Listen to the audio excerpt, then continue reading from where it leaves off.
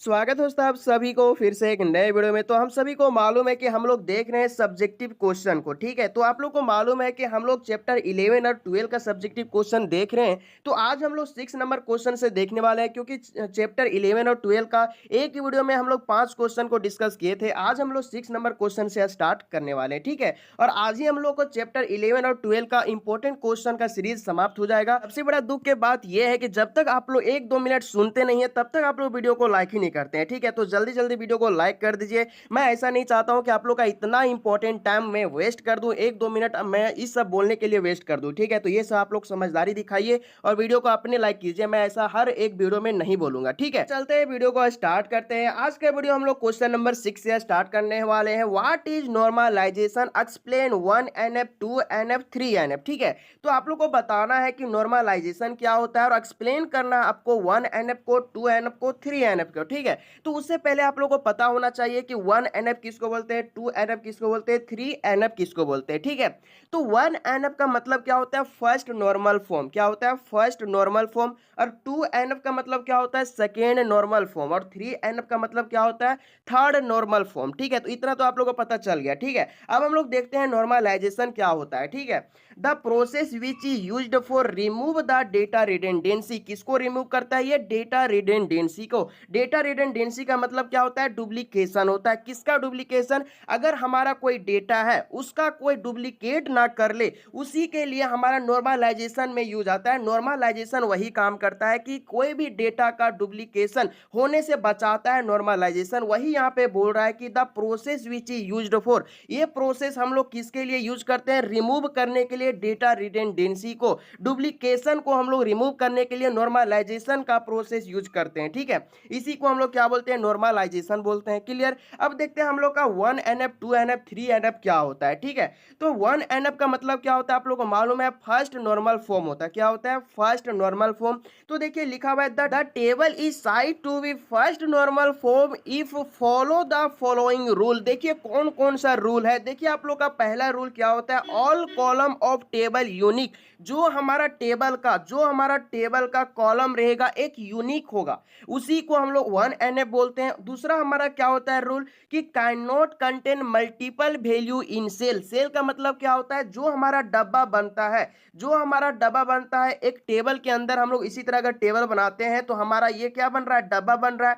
तो इस डब्बा में एक ही क्या होगा, एक ही वैल्यू होगा, ठीक है। ये जो कंटेन करेगा, ये क्या करेगा, सिर्फ ही एक ही वैल्यू को कंटेन करेगा, वो हमारा 1NF होता है, ठीक है। तो यही यहाँ पे बोल रहा है 1NF क्या होता है। 1NF जो है वो क्या करता है कि टेबल में जो हमारा एक कॉलम रहेगा एक यूनिक रहेगा। और 1NF एक और बात बोलता है कि जो हमारा अंदर सेल है, सेल के अंदर जो हमारा वैल्यू रहेगा वो क्या रहेगा, एक ही रहना चाहिए, ठीक है, मल्टीपल नहीं रहना चाहिए। चलिए अगला क्वेश्चन देखते हैं। अगला क्वेश्चन क्या बोला था, 2NF को एक्सप्लेन करने बोला था। 2NF क्या बोलते हैं कि the table is said to be the second normal form follow the following rule. यही यहाँ पे सेम ही है, ठीक है। तो कौन कौन सा रूल होता है कि it should be the first normal form, ये जो है फर्स्ट नॉर्मल फॉर्म से रिलेट करता है।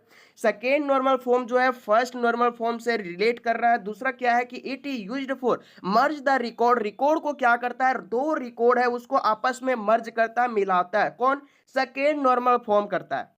क्लियर। उसका बाद यहाँ पे थर्ड नॉर्मल फॉर्म देखिए। थर्ड नॉर्मल फॉर्म जो है वो क्या है कि the table said to be third normal form the following. ये भी हमारा रूल जो है वो क्या कर रहा है, कुछ रूल को फॉलो कर रहा है। जो आप लोगों को फर्स्ट सेकेंड में लिखे हुए थे वही यहाँ पे हम लिखे हैं, ठीक है। बट आप लोगों को ध्यान देना है रूल में, it should be the second normal form. ये जो है ना, ये हमारा थर्ड नॉर्मल फॉर्म जो है सेकेंड नॉर्मल फॉर्म से रिलेट करता है। किससे करता है, सेकेंड नॉर्मल फॉर्म से रिलेट करता है। आप लोग को मालूम है कि फर्स्ट नॉर्मल फॉर्म जो था वो सेकेंड नॉर्मल फॉर्म जो था वो फर्स्ट नॉर्मल फॉर्म से रिलेट कर रहा है, और थर्ड नॉर्मल फॉर्म जो है वो सेकेंड नॉर्मल फॉर्म से रिलेट कर रहा है, ठीक है। अगला क्या है, it should be the transitive nature. इसका नेचर क्या रहेगा, ट्रांजिटिव रहेगा।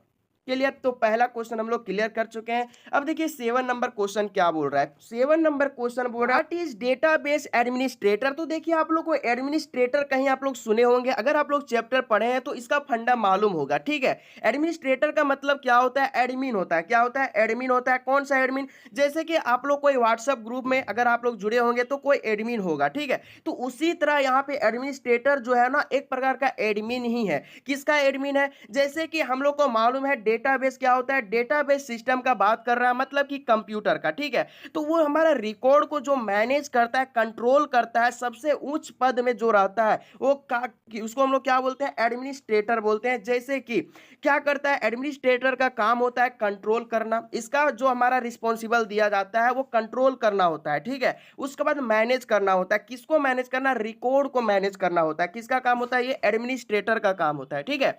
तो देखिए लिखा क्या हुआ है, database administrator is a person who is responsible for control. देखिए आप लोग को यहाँ पे बोल दिया है कि रिस्पॉन्सिबल क्या है, हमारा कंट्रोल करना और मैनेज करना द रिकॉर्ड। किसको, रिकॉर्ड को कंट्रोल करना, मैनेज करना किसका काम होता है, आप लोग को मालूम है डेटा एडमिनिस्ट्रेटर का काम होता है, ठीक है। इसी को क्या बोलते हैं हम लोग, डेटाबेस सिस्टम बोलते हैं।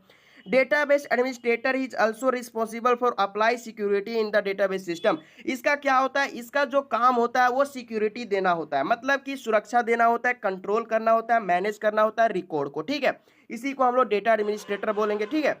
चलिए अगला क्वेश्चन 8 नंबर की ओर बढ़ते हैं। 8 नंबर क्या बोल रहा है, व्हाट इज डेटा रिडंडेंसी। आप लोग को मालूम है रिडंडेंसी का मतलब क्या होता है, डेटा रिडंडेंसी का मतलब होता है डुप्लीकेशन। तो आप लोग लिखेंगे क्या कि द डुप्लीकेशन ऑफ डेटा और record in database system is known as क्या होगा, डेटा रिडंडेंसी होगा। मतलब कि आप लोग को मालूम है डेटा रिडंडेंसी का मतलब ही आप लोग का डुप्लीकेशन होता है। तो आप लोग का 1 नंबर में पूछ सकता है। तो आप लोग लिखेंगे क्या कि द डुप्लीकेशन ऑफ डेटा या फिर रिकॉर्ड, इस तरह आप लोग लिख सकते हैं, या फिर आप लोग डेटा लिख सकते हैं, ठीक है। The duplication of data in database system is known as क्या होगा, डेटा रिडंडेंसी होगा, क्लियर। अब 9 नंबर क्वेश्चन देखिए। 9 नंबर क्या बोल रहा है, व्हाट इज एसक्यूएल। तो एसक्यूएल क्या होता है वो आप लोग को पूछ रहा है, ठीक है। It's stand for structure query language. इसका पूरा नाम क्या होता है, स्ट्रक्चर क्वेरी लैंग्वेज होता है, ठीक है। एसक्यूएल इज ये सिंपल लैंग्वेज, ये क्या हमारा सिंपल लैंग्वेज है, which is used for accessing, handling and managing the record. ये क्या करता है, इसका यूज जो होता है एक्सेसिंग करना, हैंडलिंग करना, मैनेजिंग करना, किसको, रिकॉर्ड को, ठीक है। तो इन डेटाबेस सिस्टम, किससे, डेटाबेस सिस्टम में, क्लियर। तो SQL work only relational model, इसका वर्क जो है, काम जो है वो सिर्फ और सिर्फ टेबल में है। ये हमारा क्या करता है, टेबल में काम करता है। रिलेशन का मतलब ही होता है टेबल, क्लियर। अब देखिए 10 नंबर क्वेश्चन, ये सारा क्वेश्चन जो है ना अपने से याद नहीं होगा, ये सब क्वेश्चन आप लोग को रटना होगा, याद करना होगा, तभी आप लोग का याद होगा, क्लियर। देखिए 10 नंबर क्वेश्चन क्या बोल रहा है, what is the difference between DDL and DML. DDL और डीएमएल में डिफरेंट आप लोग को बताना है, ठीक है। तो डीडीएल का पूरा नाम क्या होता है आप लोग को मालूम है, डेटा डेफिनेशन लैंग्वेज होता है कि नहीं। तो यहाँ पे यही आप लोग को डिफरेंशिएट करना है। तो डीडीएल पहले आप लोग देखिए, ठीक है। It's stand for data definition language, इसका पूरा नाम क्या होता है, डेटा डेफिनेशन लैंग्वेज होता है। DDL provide facility to work of relation, ये जो फैसिलिटी प्रोवाइड करता है वो किस में करता है आप लोग को मालूम है, टेबल में करता है, रिलेशन में करता है, ठीक है। तो कौन कौन सा फैसिलिटी होता है, देखिए पहला फैसिलिटी आप लोग का क्या करेगा, ये टेबल को क्रिएट करेगा। दूसरा क्या होता है, टेबल को ये डिलीट करेगा। तीसरा हमारा क्या है कि टेबल को रीनेम करेगा, नाम जो हमारा दूसरा है उसको क्या कर सकता है, चेंज कर सकता है। ये हमारा टेबल को ड्रॉप करेगा, ईटीसी, यही तरह हमारा काम होता है डीडीएल में, क्लियर। इसी तरह हमारा देखिए डीएमएल क्या होता है, डीएमएल का पूरा नाम क्या होता है, डेटा मैनिपुलेशन लैंग्वेज। क्या होता है, डेटा मैनिपुलेशन लैंग्वेज। तो देखिए लिखा हुआ है क्या, it stand for data manipulation language. ये क्या हमारा, इसका पूरा नाम होता है डेटा मैनिपुलेशन लैंग्वेज होता है। DML provide facility to work on tuple और एट्रीब्यूट, ये जो फैसिलिटी प्रोवाइड करता है वो किस में करता है, टपल और एट्रीब्यूट में। टपल का मतलब क्या होता है, रो होता है, एट्रीब्यूट का मतलब क्या होता है, कॉलम होता है। तो क्या क्या करता है, देखिए पहला हमारा होता है इंसर्ट करना। क्या करता है, ये इंसर्ट करता है, डिलीट करता है, अपडेट करता है या फिर अलर्ट करता है, ठीक है। तो ये हमारा क्या है, ये हमारा है डीएमएल का फैसिलिटी, क्लियर। तो इसी तरह हम लोग का 10 क्वेश्चन हम लोग का कंप्लीट हो चुका है चैप्टर 11 और 12 का। मतलब कि आज हम लोग 5 क्वेश्चन को देख चुके हैं। तो इतना ही में हम लोग को चैप्टर 11 और 12 हो चुका है समाप्त। तो आप लोगों को क्या करना है, धैर्य बना के रखना है। आप लोगों को चैप्टर 13 और 14 दोनों मिलेगा, टेंशन नहीं लेना है, ठीक है। इसी तरह आप लोग का हर एक दिन मिलेगा। अभी आप लोग को और सब्जेक्टिव क्वेश्चन आएगा। बहुत लोग एसक्यूएल में अभी प्रॉब्लम हो रहा है, ठीक है। एसक्यूएल वाला फिर से क्वेश्चन लाएंगे, टेंशन नहीं लेना। के मैप, एसक्यूएल, ये सारा फिर से 5 नंबर के लिए एक और वीडियो बनाएंगे, उसका बाद पूरा क्लियर हो जाएगा, क्लियर। तो इसी तरह आप लोग बने रहिए, वीडियो को लाइक कर दीजिए, ज्यादा से ज्यादा शेयर कर दीजिए। आप लोग को मालूम है टारगेट हमारा क्या है, 8 के है, तो आप लोग पूरा कर दीजिए, ठीक है। तो आप मिलते हैं अगली वीडियो में, तब तक बाय बाय, टेक केयर।